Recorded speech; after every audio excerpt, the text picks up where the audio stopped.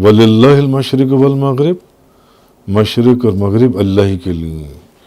فَأَيْنَمَا تُوَلُّوا فَثَمَّ وَجْهُ اللَّهِ، تم جدھر بھی منہ کرو گے اللہ ہی کی طرف منہ کرو گے، جدھر بھی، مشرق کی طرف، مغرب کی طرف، جہاں پر بھی منہ کرو گے۔ تو اس آیت سے بھی یہ معلوم ہوا کہ سفر کے اندر سواری پر نفل پڑھنا جائز ہے، خاص سواری کا منہ کسی طرف بھی ہو، اور فرض نماز سواری پر بلا عذر پڑھنا جائز نہیں ہے، کیونکہ قبلے کی طرف منہ کرنا فرض ہے، اور بلا عذر وہ ساقط نہیں ہوتا،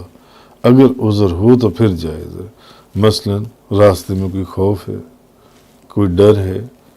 کوئی دشمن کا خوف ہے، جیسے میں نے عرض کیا سیلاب کا خوف ہے، یا کوئی کیچڑ کا خوف ہے، تو اس صورت میں جو ان سے نماز پڑھنا، فرض نماز پڑھنا بھی جائز ہے۔ اور امام ترمذی نے روایت کیا ہے کہ رسول کریم صلی اللہ علیہ وسلم اور صحابہ کرام سفر میں تھے کہ نماز کا وقت آ گیا، آسمان سے بارش ہو رہی تھی اور نیچے زمین پر کیچڑ تھا، تو نبی کریم صلی اللہ علیہ وسلم نے سواری پر اذان دی اور اقامت کہی، پھر آپ اپنی سواری پر آگے بڑھ گئے اور صحابہ کرام آپ کے پیچھے سواریوں پر تھے، اور آپ نے سواری پر انہیں اشارے سے نماز پڑھائی، اور آپ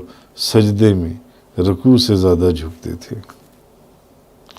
حضرت انس بن مالک سے بھی یہی مروی ہے، انہوں نے بھی کیچڑ کی وجہ سے سواری پر نماز پڑھی۔ تو اور فرض نماز کے لیے جب تک کوئی عذر نہ ہو کہ جان جانے کا خطرہ ہو، یا دشمن کا خوف ہو، یا درندے کا خوف ہو، یا کیچڑ ہے، یا سیلاب آنے کا خوف ہے، تو ایسی صورت میں جو ان سے فرض نماز پڑھنے کی بھی اجازت ہے، اور اس کا جو ان سے وہ اس نماز کا اعادہ بھی نہیں ہے۔ تو کہنے کا مقصد صرف اتنا ہے کہ نماز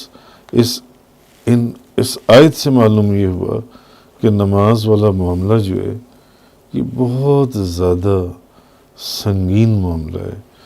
باقی تمام عبادات عذر کی وجہ سے وقتی طور پر چھوڑی جا سکتی ہیں، لیکن جب جان کا خوف اور خطرہ ہو، نماز اس حالت میں بھی نہیں چھوڑی جا سکتی، بھلے آپ کو سواری کے اوپر ہی نماز پڑھنی پڑے، چلتے ہوئے نماز پڑھنی پڑے،